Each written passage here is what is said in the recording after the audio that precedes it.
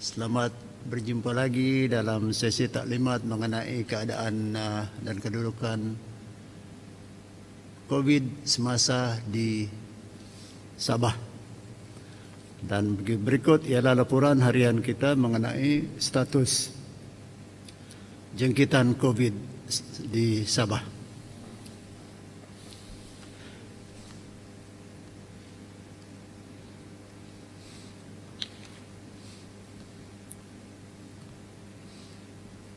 Berdasarkan kepada laporan Jabatan Kesihatan Negeri Sabah, jumlah kes positif baharu COVID-19 di negeri ini adalah sebanyak 370 kes. Ini sekali lagi bagi hari yang keempat, ya, kalau tak silap sejak hari ketiga terdapat sedikit penurunan daripada kes positif, kes harian jumlah positif di Sabah. Jumlah kumulatif bagi keseluruhan negeri Sabah ialah 20,792 kes. Hari ini juga mencatatkan 7 kematian, iaitu 3 di daerah Sendakan, 2 di Kota Kinabalu, dan masing-masing 1 di Tuaran dan 1 di Tawau. Bagi pihak Kerajaan Negeri Sabah, kami ingin merakamkan setinggi-tinggi takziah kepada keluarga yang ditinggalkan. Hari ini juga mencatatkan jumlah pesakit yang telah didischarge atau telah sembuh dan dibenarkan untuk keluar daripada hospital. Jumlah mereka yang dicatatkan pada hari ini, yaitu pesakit yang telah sembuh, ialah 967 orang. 967 orang. Manakala seramai 2,992 pesakit sedang menerima rawatan, yaitu 753 orang di hospital dan 2,239 di PKRC. Bilangan pesakit COVID-19 dalam ICU ialah 68 orang dan 20 orang daripada mereka memerlukan alat bantuan pernafasan atau ventilators. Kita pergi kepada statistik jangkitan COVID mengikut daerah.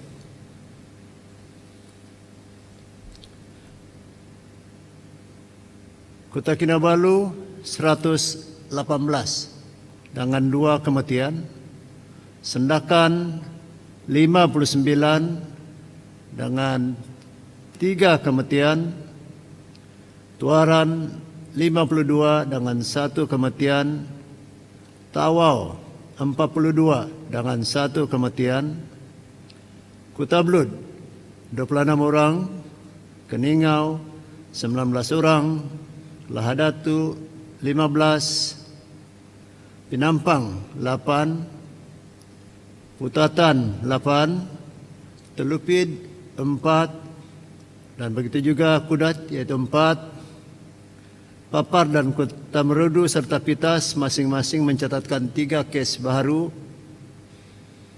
dan Sempurna dan Kinabatangan juga mencatatkan 1 kes bagi setiap daerah. Dan sukacita dimaklumkan daerah-daerah berikut tidak mencatatkan sebarang kes baru pada hari ini. Daerah-daerah tersebut ialah Sipitang, Tembunan, Kunak, Tongod, Beaufort, Kuala Penyu, Beluran, Tenem, dan Nabawan.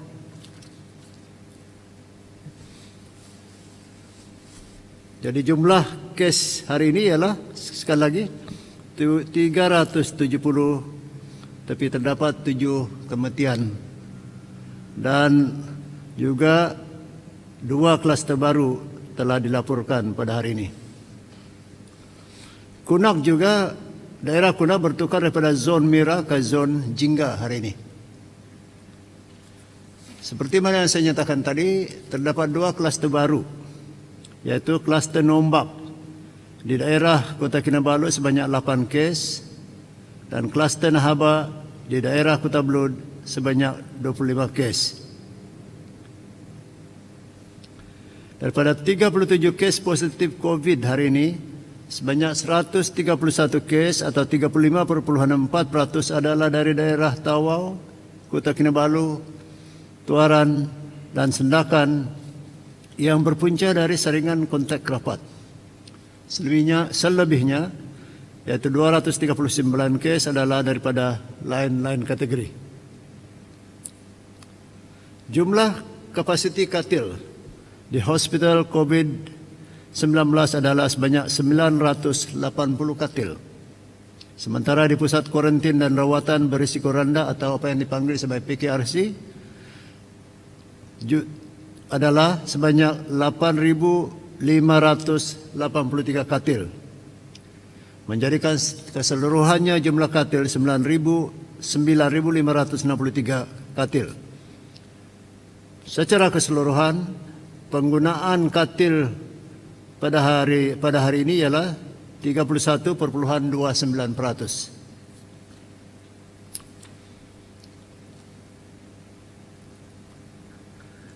Jabatan Kesihatan Negeri Sabah sentiasa memantau keperluan pembukaan pusat kuarantin dan rawatan COVID berisiko rendah atau PKRC yang baru. Pengisian petugas kesihatan di PKRC yang baru akan dibantu oleh Kementerian Kesihatan Malaysia melalui mobilisasi sumber manusia ke Negeri Sabah. 3 lagi PKRC baru telah dibuka di Negeri Sabah, masing-masing di daerah Kota Kinabalu, Tuaran dan Tenom. PKRC baru di Kota Kinabalu terletak di Kompleks Penjara Kepayan dan ini khas untuk para benduan atau mereka yang menjalani perintah tahanan di Kepayan, ya.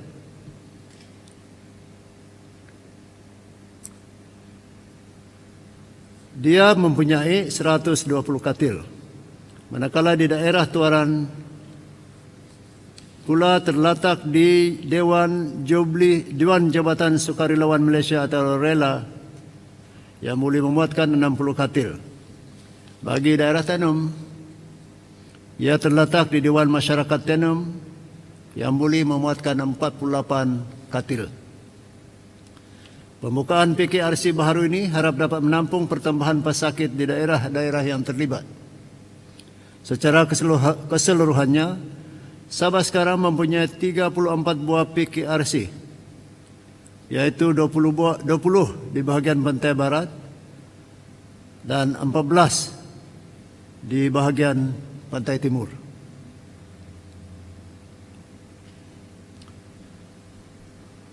Kerajaan sebelum ini telah mengumumkan pelaksanaan PKPB di seluruh negeri Sabah bermula pada 13 Oktober dan berakhir hari ini. Atas cadangan Kementerian Kesihatan Malaysia, Sidang Khas Majlis Keselamatan Negara memutuskan agar PKPB di seluruh negeri Sabah dilanjutkan sehingga 6 Disember 2020.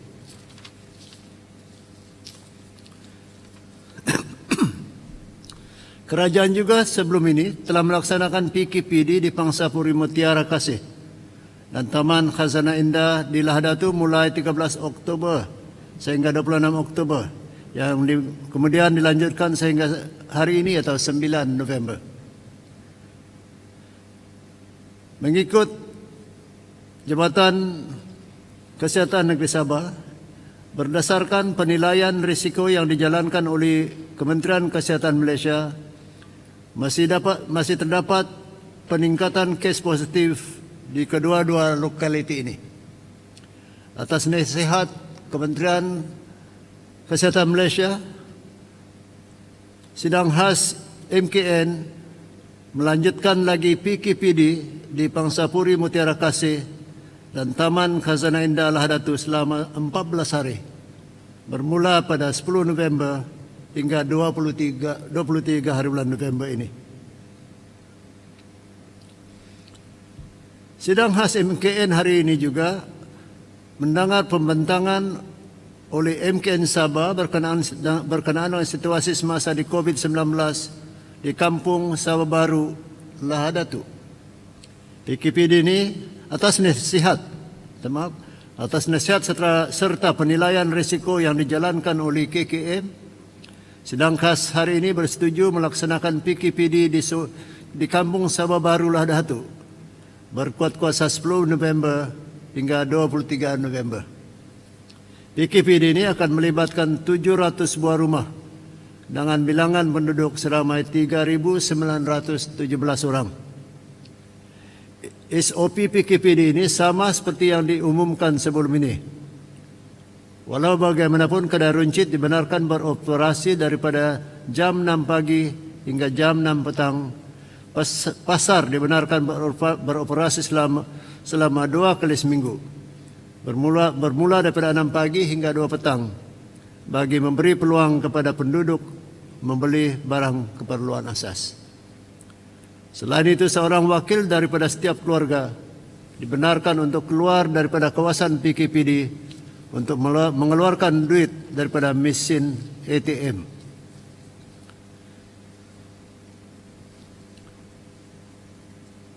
Kerajaan sebelum ini telah melaksanakan PKPD di Felda Umas, Tawau bermula pada 13 Oktober yang lalu hingga 26 Oktober dan kemudian dilanjutkan sehingga hari ini. Sehingga kini berdasarkan penilaian risiko dan saringan yang telah dilaksanakan oleh KKM, mendapati kes positif di kawasan ini telah menurun dan terkawal. Sehubungan dengan itu, atas nasihat Kementerian Kesihatan Malaysia, sidang khas hari ini bersetuju agar pelaksanaan PKPD di Felda Umas, Tawau ditamatkan pada hari ini seperti yang dijadualkan.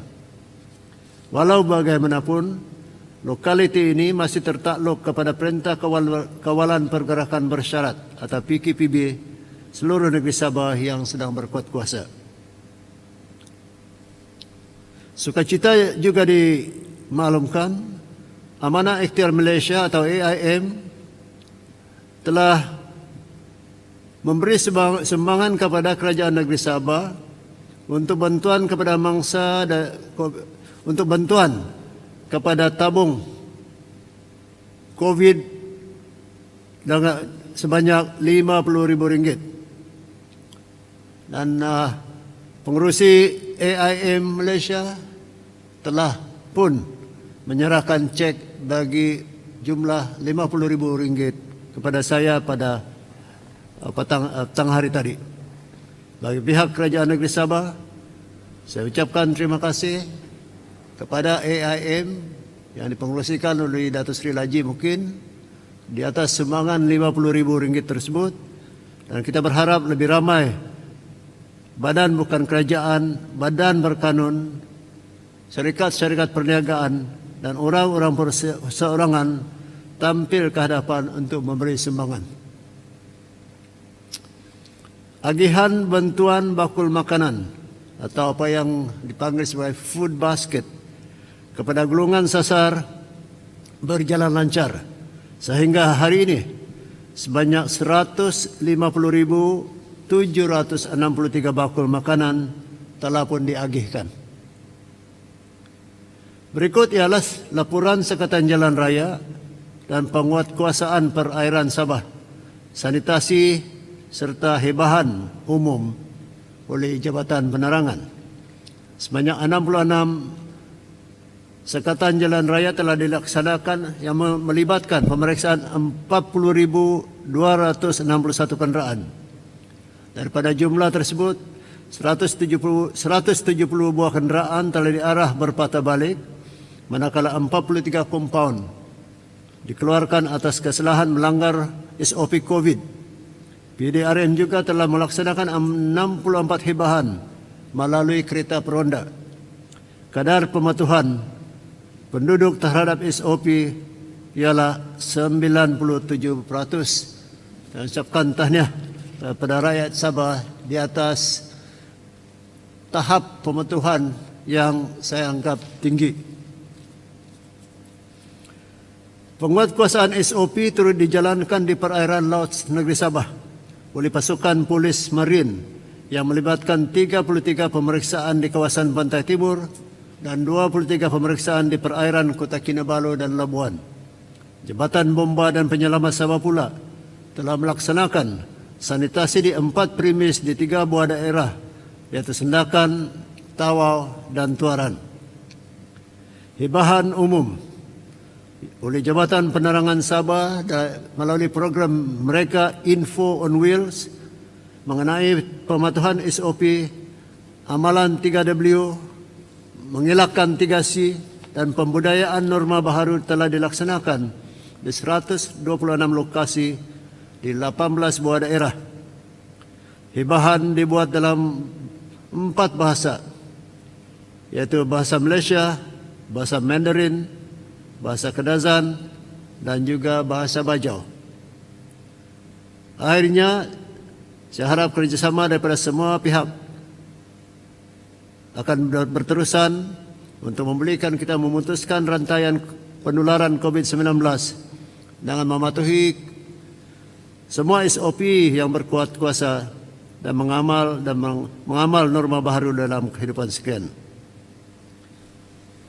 Begitulah laporan hari ini, dan saya tidak menerima apa-apa persoalan secara bertulis. Tapi barangkali kalau ada para wartawan yang mahu bertanya, silakan. Di sebelah kiri saya ialah Timbalan Pengarah Kesihatan Sabah, Dr. Rashid. Di kanan Pembantu Menteri saya, Datuk Isnin. Dan kalau ada soalan yang saya tidak boleh jawab, Dr. Rashid atau kedua mereka akan membantu saya. Silakan kalau ada soalan.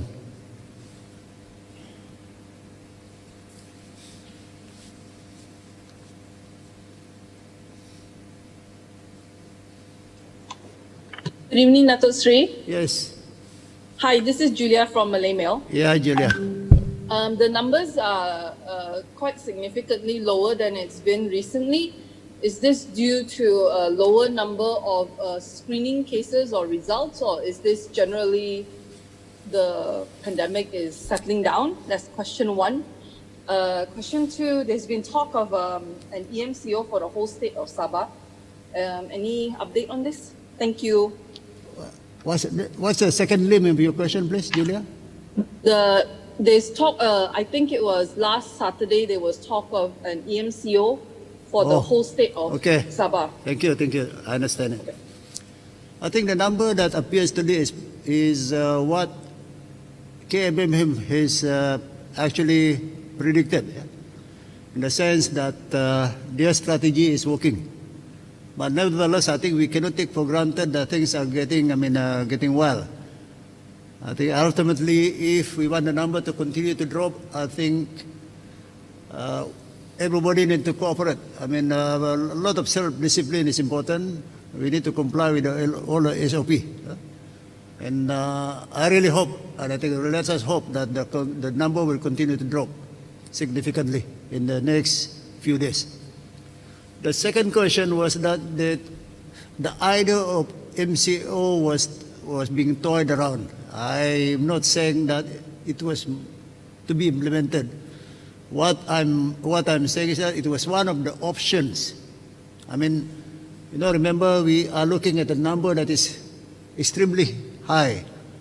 And obviously when you have a high number, you tend to look and consider other stronger options. And MCO was the stronger options. As you can see, for the last 3 days, the number has somewhat filtered down.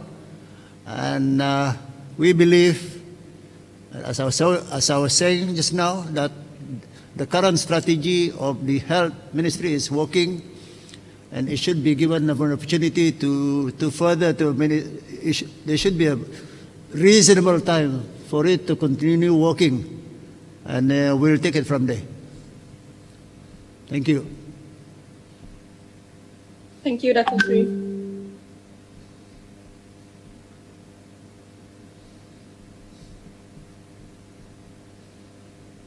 Datuk Seri, Yap. Willy dari FMT, Datuk. Yes, boleh.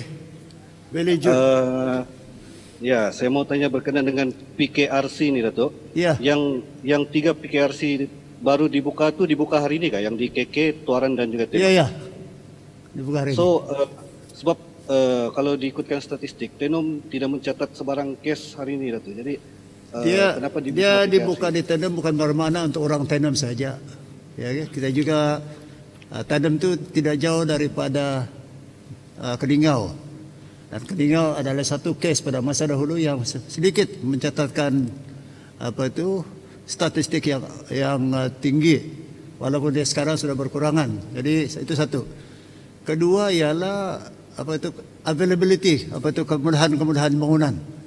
Jadi andaian kita ialah kalau bangunan itu tidak boleh kita dapati di daerah lain, kita harus melihat kepada option atau bangunan yang ada di Sabah, dan kita pikirkan Tenom itu tidaklah terlalu jauh daripada Keningau, tidak terlalu jauh daripada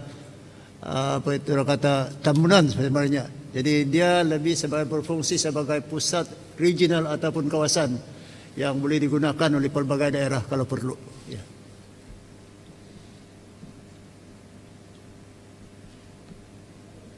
Thank you, Datuk.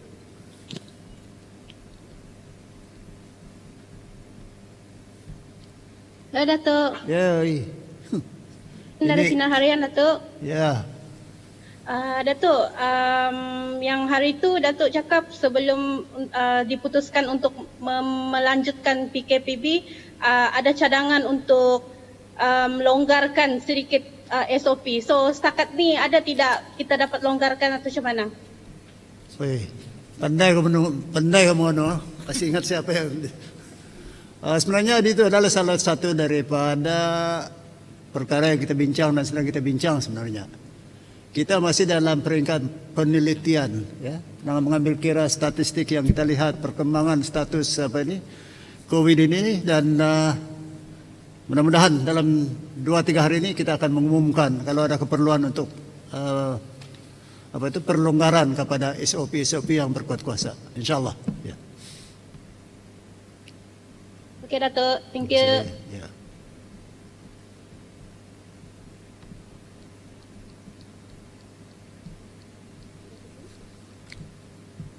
Kalau tidak ada bagus juga, boleh kita balik awal kan enggak?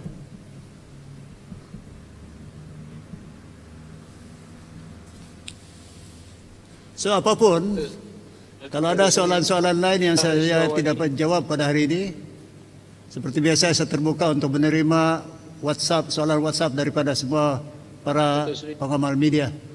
Dan kalau ada soalan itu yang saya boleh jawab, InsyaAllah saya akan jawab. Kalau tidak, saya akan minta Dr. Asid untuk menjawabnya secara bertulis. Tapi kalau ada lagi, silakanlah. Datuk Seri, Syah daripada Asrawani, Datuk Seri. Sorry, ya. Silakan, Asrawani, ya. Okey Datuk, hari ini ada bantahan Datuk di Lahad Datu antara yang Datuk nyatakan tadi di PPR dan juga Taman Perumahan tu di Muhibah tu, diorang ada bantahan hari ini Datuk. Jadi Datuk melihat kes ni macam mana Datuk? Bantahan pelaksanaan PKPD. Saya memahami perasaan mereka yang terkurung lama lah, satu. Ya. Kedua juga, saya juga mengambil kira laporan dan perakuan daripada Jabatan Kesihatan atau Kementerian Kesihatan Malaysia. Apa yang kita akan buat ialah kita barangkali dalam esok saya akan meminta Majlis Keselamatan Negara bagi Sabah serta Jabatan Kesihatan untuk menilai semula keadaan di situ, dan kita akan laporkan dalam mesyuarat MKN yang seterusnya lah. Ya. Dan saya haraplah buat sementara itu, saya harap semua penduduk bertenang. Saya pikir apapun keputusan dibuat adalah atas mengambil kira kebaikan secara keseluruhan lah. Saya tak fikir KKM ini membuat keputusan yang sengaja untuk memudaratkan dan menyusahkan orang ramai. Tapi saya harap kita faham kita berhadapan dengan satu cabaran COVID yang cukup hebat, cukup menggerunkan.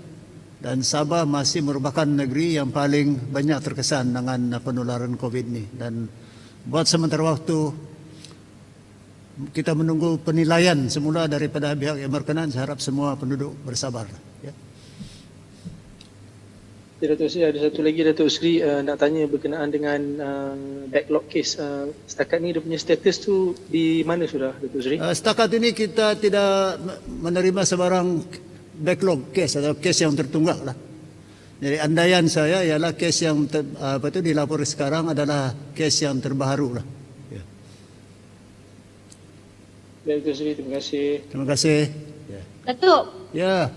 maksudnya sekarang keadaan tu kalau tiada lagi kes sampel tertunggak, maksudnya sekarang ni kita sudah menggambarkan keadaan kita sekarang kah? Kemungkinan lah, kemungkinan. Walaupun barangkali ada yang tertunggak yang kita tidak ada maklumat setakat ini, tetapi barangkali dia dalam jumlah yang agak manageable. Saya tak berani mengatakan tidak ada yang tertunggak kerana tidak ada laporan khusus mengatakan itu yang tertunggak. Tapi andaian saya ialah apa yang statistik yang diberi kepada kita nilai seperti mana yang dipersembahkan dan dikirimkan kepada kita oleh Jabatan Kesihatan Negeri Sabah. Dan kalau ada barangkali soalan-soalan selanjutnya sama ada dia melibatkan tertunggak, atau yang lebih baik kita bertanya terus kepada Jabatan Kesihatan Negeri Sabah lah.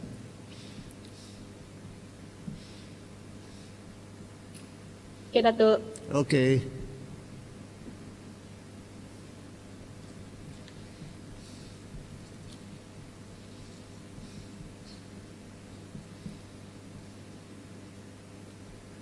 So, kalau sudah tidak ada, saya ingin merakamkan setinggi-tinggi terima kasih kepada semua para pengamal media yang mengambil bahagian dalam sesi kita pada hari ini. Dan sekali lagi kita berharapkanlah kes ini ataupun dapat kita tangani dengan baik dan terus menunjukkan hasil yang baik. Dan mudah-mudahan marilah kita sama-sama sambil kita ada usaha Kementerian Kesihatan Malaysia untuk memerangi kes ini. Sama-sama juga kita berdoa apapun agama kita agar kita semua dilindungi daripada jangkitan virus yang berbahaya ini. Terima kasih kepada KKM, khususnya kepada frontliners yang bertunggus lumus membantu kita dan berusaha untuk menjaga kesihatan seluruh rakyat negeri Sabah. Dan kita juga berdoa dan kita semua berdoa agar semua frontliners kita sentiasa diberi kesehatan yang baik oleh Allah SWT. Sekian, Assalamualaikum warahmatullahi wabarakatuh.